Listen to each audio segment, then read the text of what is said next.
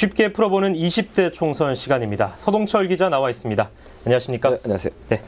이 총선을 30여일 앞두고 주요 정당들이 속속 공천 결과를 내놓고 있습니다. 네. 이 결과와 상황 모두 궁금한데요. 어떻게 되고 있습니까? 네, 말씀하신 대로 새누리당과 더불어민주당, 국민의당이 속속 공천 결과를 발표하고 있는데요.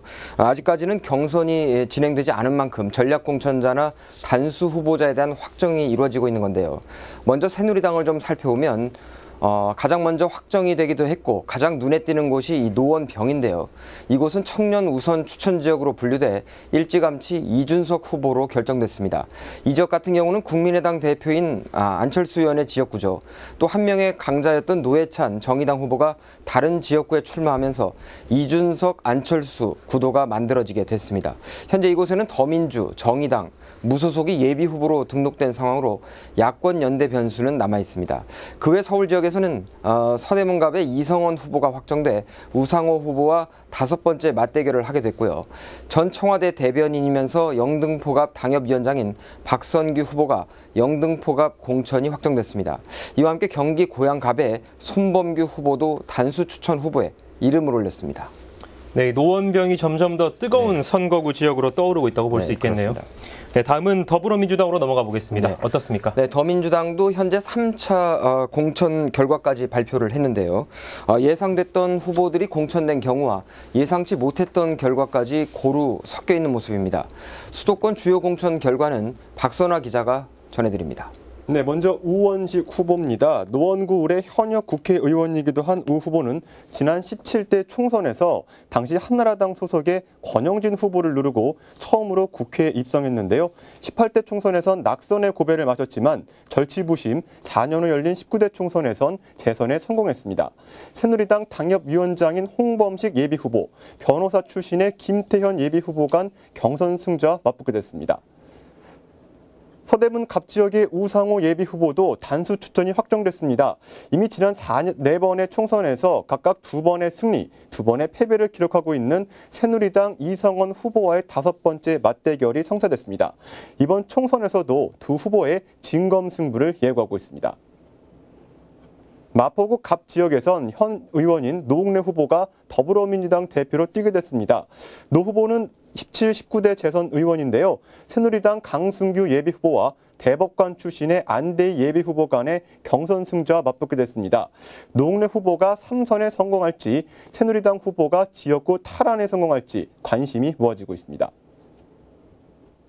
구로구 갑과 을에선 모두 현역 의원들이 단수 추천을 받았습니다. 먼저 갑 지역부터 볼까요? 이인영 후보가 17대에 처음으로 원내 진입에 성공했고 19대 총선에선 재선에 성공했습니다. 구로구 갑 지역은 총선마다 여야 교체가 이뤄진 만큼 민심의 향방을 가늠할 수 없는 곳으로도 유명한데요. 수성이냐 탈환이냐가 이번 총선에서 초미의 관심사입니다. 박영선 예비후보도 구로구 을 지역에서 단수 추천 후보로 최종 결정됐습니다. 박 후보 역시 17대에 이어 19대 재선에 성공한 케이스인데요. 구로구 을 지역은 전통적으로 야권 강세 지역인 만큼 새누리당에선 험지로 분류하고 있는 곳입니다. 새누리당 경선 후보로 강요식, 문헌일, 박장호 예비후보가 최종 결정됐습니다. 만약 새누리당의 강요식 예비후보가 경선에서 최종 승자가 될 경우 박영선 의원과의 리턴 매치가 성사됩니다.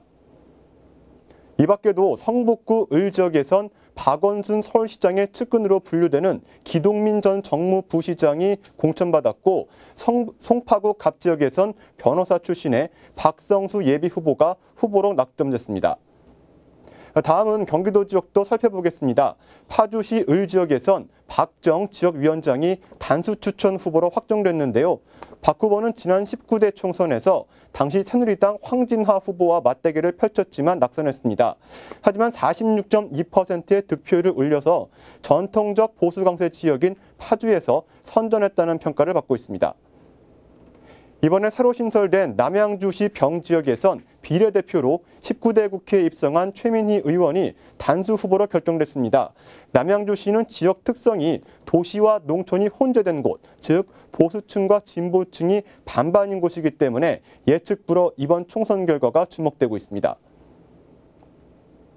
그 다음으로는 이번 총선에서 독립선거구가 된 양주시인데요. 현역 국회의원인 정성호 의원이 더불어민주당 단수 후보로 최종 낙점됐습니다. 끝으로 경기 고양시 정의 김현미 후보입니다. 김 후보도 더불어민주당 현역 단수 추천 의원이 됐는데요. 17대 이어 19대 총선에서 승리한 가운데 과연 이번에 3선 고지에 오를지 주목되고 있습니다. 네, 그렇군요. 마지막으로 그러면 국민의당은 어떻습니까? 네, 국민의당의 경우는 현재까지 68명이 공천 후보로 최종이 확정됐습니다. 수도권의 경우는 서울 5곳, 경기 6곳입니다. 안철수 의원이 출마를 선언한 노원병은 빠져 있다는 점이 일단 눈에 띄는데요. 아시다시피 대부분의 현역 의원은 호남권에 출마할 예정이어서 그 외 지역은 이름이 크게 알려져 있는 후보는 거의 찾기 어려운 상황입니다.